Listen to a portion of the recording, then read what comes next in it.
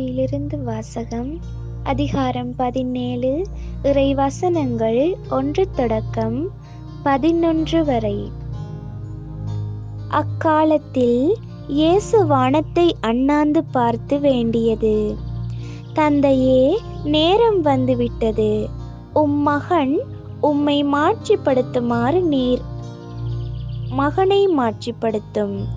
ஏனெனில் நீர் அவரிடம் ஒப்படைத்தவர்கள் அனைவருக்கும் அவர் நிலை வாழ்வை அருளுமாறு மனிதர் அனைவர் மீதும் அவருக்கு அதிகாரம் அளித்துள்ளீர். உண்மையான ஒரே கடவுளாகிய உம்மையும் நீர் அனுப்பிய இயேசு கிறிஸ்துவையும் அறிவதே நிலை வாழ்வு.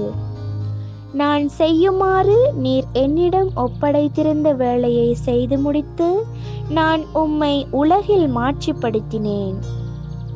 தந்தையே, உலகம் தோன்றும் முன்பே நீர் என்னை மாட்சிப்படுத்தியுள்ளீர்.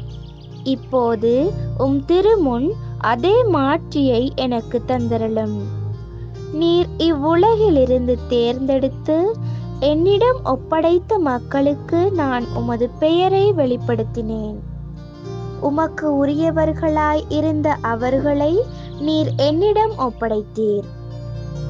அவர்களும் வார்த்தைகளை கடைபிடித்தார்கள்.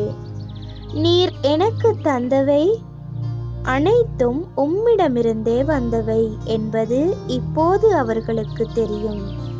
ஏனெனில் நீர் என்னிடம் சொன்னவற்றையே நான் அவர்களிடம் சொன்னேன். அவர்களும் அதை ஏற்றுக்கொண்டு நான் உம்மிடமிருந்து வந்தேன் என்பதை உண்மையில் அறிந்து கொண்டார்கள். நீரே என்னை அனுப்பினீர் என்பதையும் நம்பினார்கள். அவர்களுக்காக நான் வேண்டுகிறேன், உலகிற்காக அல்ல, மாறாக நீர் என்னிடம் ஒப்படைத்தவர்களுக்காகவே வேண்டுகிறேன். அவர்கள் உமக்கு உரியவர்கள். என்னுடையதெல்லாம் உம்முடையதே, உம்முடையதும் என்னுடையதே. அவர்கள் வழியாய் நான் மாட்சி பெற்றிருக்கிறேன். இனி நான் உலகில் இருக்க போவதில்லை, அவர்கள் உலகில் இருப்பார்கள். நான் உம்மிடம் வருகிறேன். இது ஆண்டவர் வழங்கும் அருள்வாக்கு. கிறிஸ்துவே உமக்கு புகழ்.